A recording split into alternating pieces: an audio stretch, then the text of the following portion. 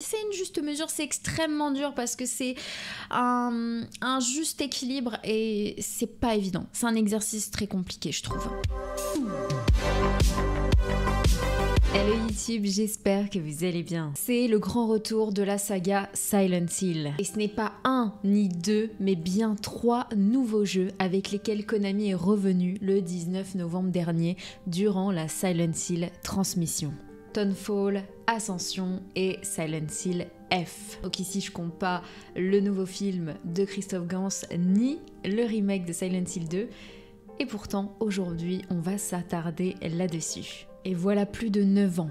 9 ans de doute. 9 ans d'espoir, de spéculation ou autres rumeurs et folies. Et cette fois, vous ne rêvez pas, Silent Hill est bel et bien de retour. Et le remake du plus grand jeu d'horreur au monde a été annoncé. C'est officiel, guys. Et durant la Silent Hill Transmission, on a eu même droit à un trailer qui m'a foutu les poils, vraiment. Alors je me suis dit, quoi de mieux pour nous aider à nous faire patienter jusque-là, jusqu'à la sortie de Silent Hill 2, le remake, de le décortiquer pour vous. Premièrement et avant toute chose, on découvre que c'est la Bloober Team qui a été choisie pour mener à bien ce projet. Une team polonaise à qui l'on doit Layers of Fears 2, Blair Witch ou encore plus récemment The Medium. Ils seront également à la tête du prochain Layers of Fear qui sortira très bientôt. Et vous me connaissez, on ira découvrir tout ça sur Twitch ensemble, donc n'hésitez pas à me follow par là-bas. Mais aujourd'hui, vous l'aurez compris, on va partir ensemble analyser le nouveau trailer de Silent Hill 2 Remake et le comparer quelque peu avec l'ancien Silent Hill 2.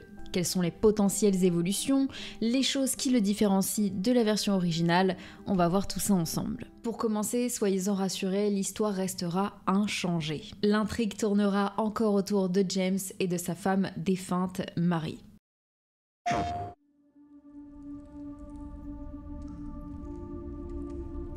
Ouais, déjà, on est plongé directement dans l'ambiance, dans cette scène mythique. C'est assez incroyable, on va s'arrêter là. Donc pour commencer, le trailer s'ouvre sur la scène d'introduction du jeu d'origine, les fameuses toilettes où l'on fait la rencontre de James pour la toute première fois. Donc c'est la personne que vous voyez rentrer dans les toilettes juste ici. Voilà. La première chose qui nous frappe dès les premières secondes, c'est les graphismes, forcément. On passe d'un jeu PS2, les débuts de la Unreal Engine à l'époque, à un jeu PS5, une console next-gen, et au graphisme léché et haute définition. Ça monte de cran au niveau des graphismes, forcément.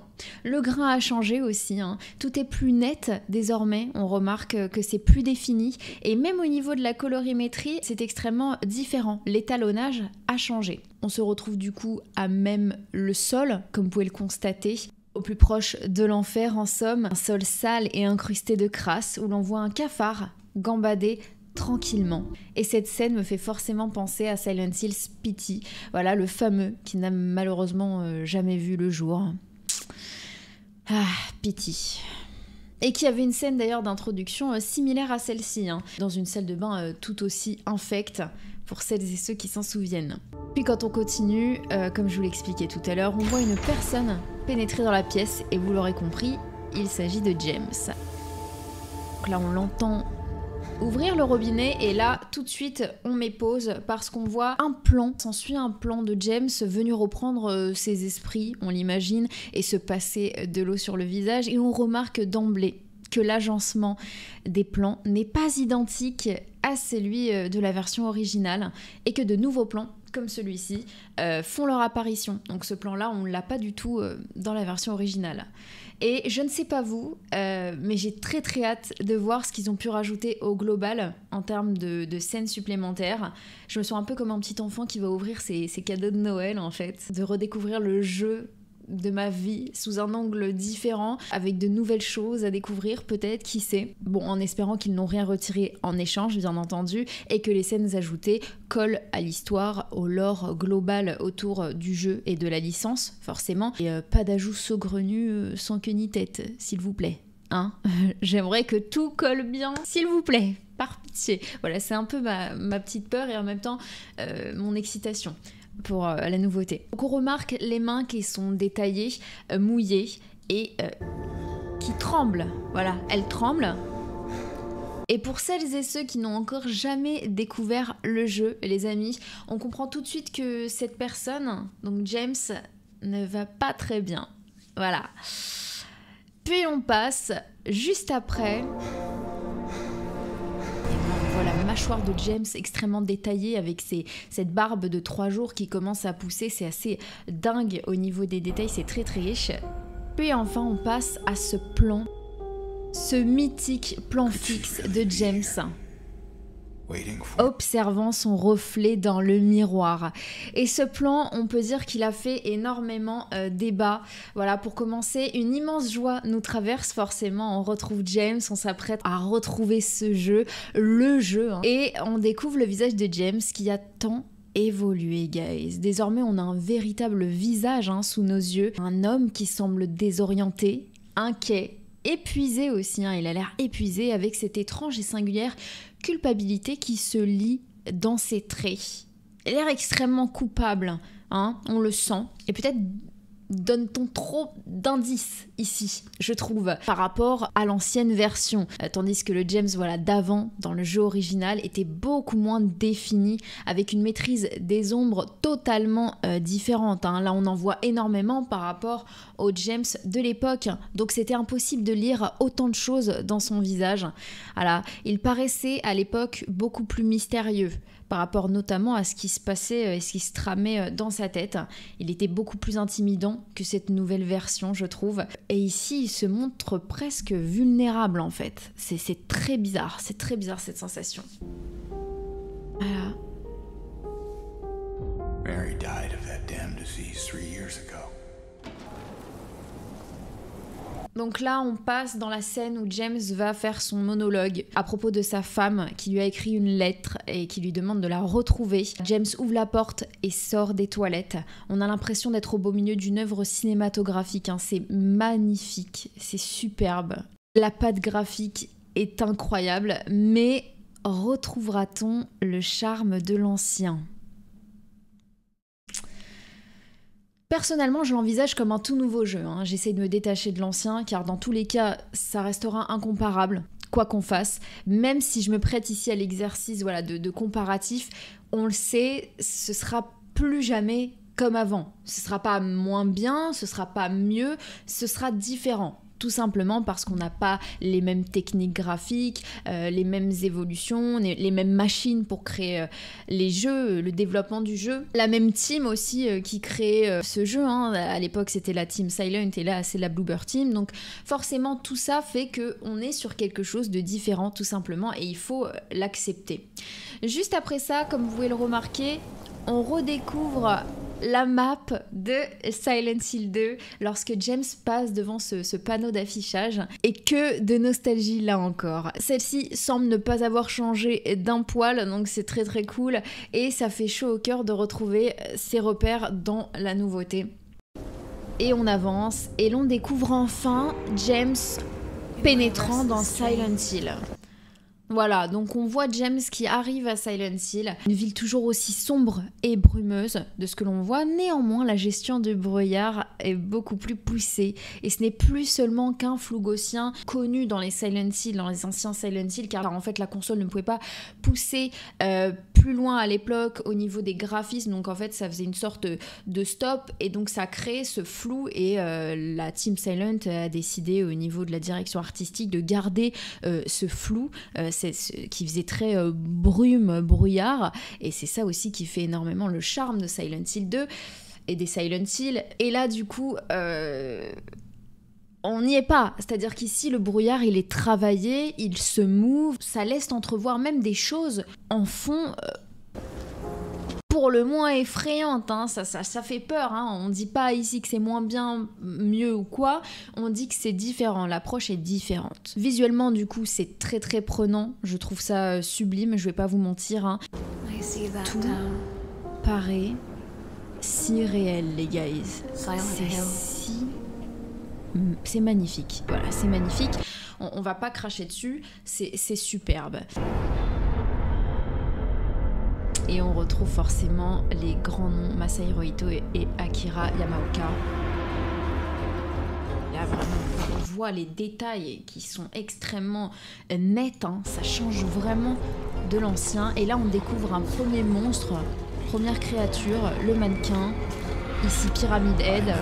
Et la petite Laura devant le Brookhaven Hospital. Voilà, donc en fait, c'est que des clins d'œil. Là, en 5 secondes, on a énormément de clins d'œil à ce jeu, à ses références. Voilà, tout de suite, le cœur de fan. Ça fait palpiter le cœur, hein, les cœurs de fans, forcément. Ça m'a fait quelque chose de voir tout ça, parce que c'est que des repères où, bah voilà, on retrouve ce qui a fait de Silent Hill 2 un jeu aussi incroyable, tous nos petits repères qu'on avait dans ce jeu, donc forcément, ça fait quelque chose. Donc là, il y a la fameuse scène où James essaie de prendre les clés et Laura va envoyer valser la clé.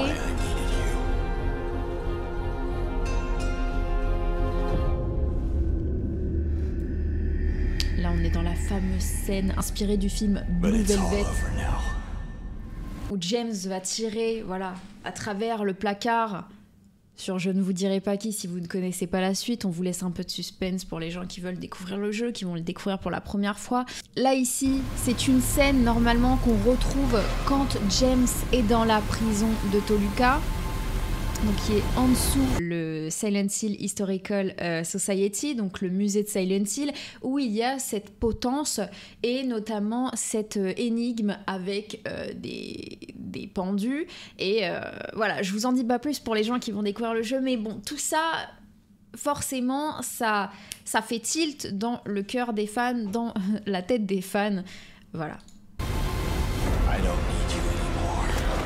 Et là, on découvre les nurses, voilà, les nurses qui fait partie du bestiaire de Silent Hill. Ces monstres que l'on croise notamment au Brookhaven Hospital. Et je vous avoue qu'ils ont l'air beaucoup plus humanisés ici qu'avant, notamment dans leur façon de se déplacer. Beaucoup moins dérangeante qu'avant, hein, on va pas se mentir. Beaucoup moins saccadé.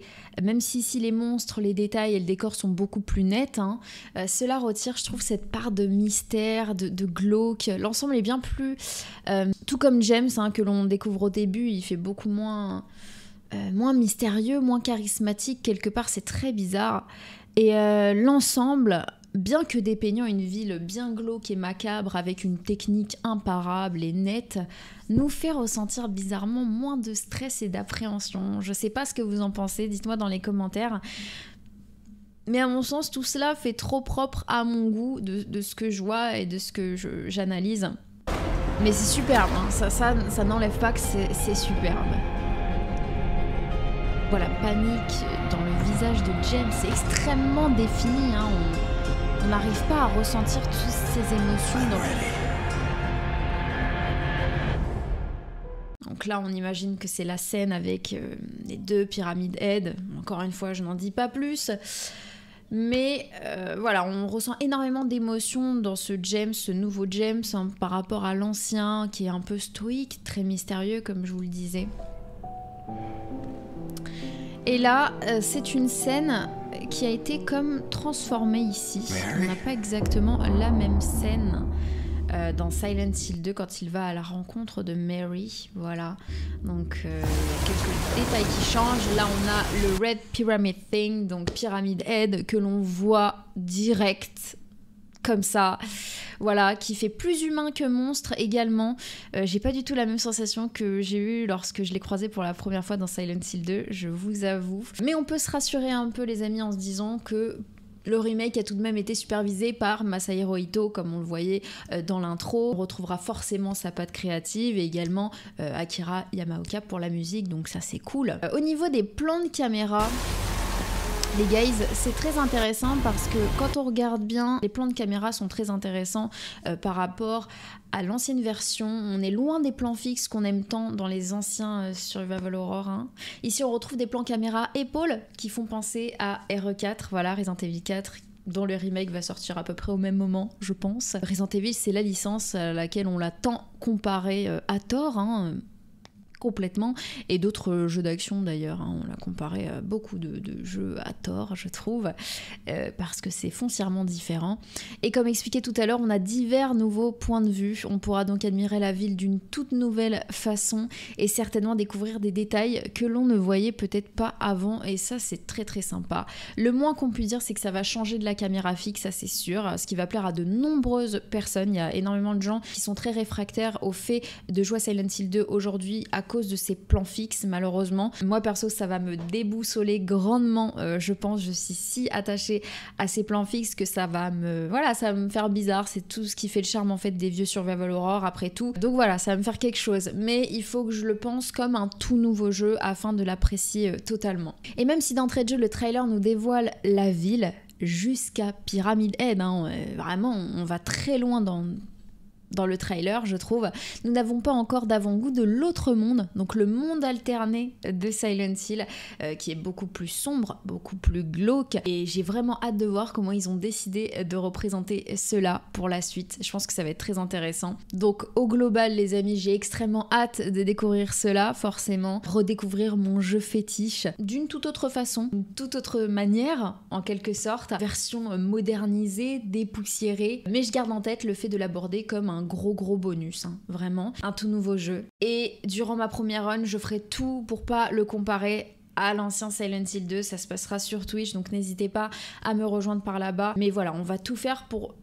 Voilà, penser nouveau jeu, ne pas comparer parce que ça ne sert à rien. Le Silent Hill 2 originel est et restera incroyable pour toujours, ce sera le numéro 1 dans mon cœur, mais je suis extrêmement contente de découvrir une version dépoussiérée. Ça permet aussi de faire découvrir le jeu aux gens qui n'ont jamais pu y jouer, qui ont du mal, et que les anciens, qui n'ont pas la console, par exemple, qui n'ont pas la PS2 ou la version HD sur PS3. Et surtout, au niveau de la jouabilité, c'est extrêmement complexe pour énormément de joueurs. Donc c'est cool de prendre le patrimoine du jeu vidéo et de le pérenniser comme ça pour les nouveaux joueurs. La question du remake, je sais qu'elle fait très souvent débat dans la communauté du jeu vidéo, car on peut vraiment se questionner sur le fait que Silent Hill 2 ait besoin d'un remake ou non, car en soi, le Silent Hill 2 originel est encore un excellent jeu, avec une ambiance unique et singulière, irreproduisible. On ne peut pas le refaire, c'est pas reproductible en soi, c'est pas possible.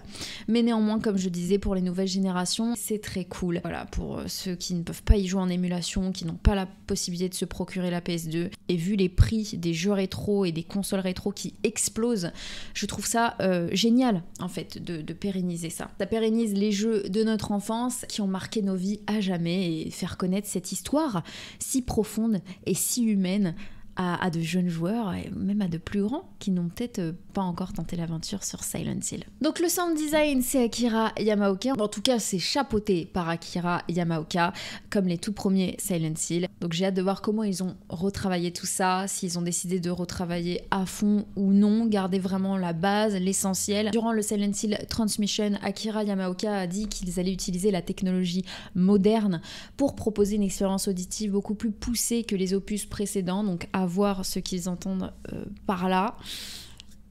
Voilà, j'espère que je vais retrouver en fait les sons de mon jeu, mais c'est cool si c'est retravaillé aussi. Pas trop, voilà, c'est une juste mesure, c'est extrêmement dur parce que c'est un juste équilibre et c'est pas évident. C'est un exercice très compliqué, je trouve. Mais en tout cas, ça me rassure qu'il soit là, comme pour la supervision de Masahiro Ito, ça me rassure dans tous les cas. C'est pas évident d'adapter un classique, voire le classique du survival horror, aux mécaniques modernes, tout en gardant la même histoire, les mêmes scènes mythiques, sans trop les changer non plus pour pas blesser les fans. Voilà, ce qui peut faire peur, c'est qu'encore une fois, le jeu semble très, voire trop lisse, pas assez marqué, voilà, de ce que je vois dans le trailer, et on redoute que celui-ci se perde dans cette envie de conserver l'œuvre originelle, hein, la conservation du patrimoine, et cette envie de moderniser tout ça, de faire évoluer la jouabilité, ça c'est un bon point, voilà, mais remoderniser les graphismes, forcément ça tire vers quelque chose de différent, voilà. la sensation sera différente. Faut pas se leurrer, ça c'est sûr. Il y en a clairement qui veulent pas qu'on touche à l'œuvre originale, ce qui peut être compréhensible, hein, et d'autres qui attendent véritablement une version totalement retravaillée et différente. Donc vous faites partie de quel team? Dites-moi tout en commentaire. Espérons que la Blobert Team arrive à la fin de leur mission, qu'ils arrivent à la mener à bien et nous livrent un travail exceptionnel qui fera découvrir Silent Hill 2 aux novices et tomber en amour pour la saga, j'en suis sûre. Longue vie à Silent Hill 2. Je pense qu'ils ont énormément la pression, la Blobert Team. Franchement, à leur place, je serais vraiment pas bien. J'aurais un énorme poids sur les épaules. Donc ouais, reprendre un monument du survival horror comme ça, c'est pas de la tarte. C'est pas tâche aisée, donc force à eux les guys, vraiment force à eux. Donc Silent Hill 2 Remake a été annoncé sur PS5 et PC pour le moment, il me semble. On est toujours dans l'attente d'une date officielle. Et moi j'ai hâte. J'ai très hâte. Voilà tout pour cette vidéo les amis, j'espère qu'elle vous aura plu. N'hésitez pas à mettre un pouce bleu si vous avez apprécié et si vous aimez les contenus Silent Hill sur ma chaîne. À vous abonner, activer la cloche des notifications pour pas louper les prochaines vidéos Silent Hill par ici. Quant à moi, je vous fais des bisous et je vous retrouve très vite par ici. Bye!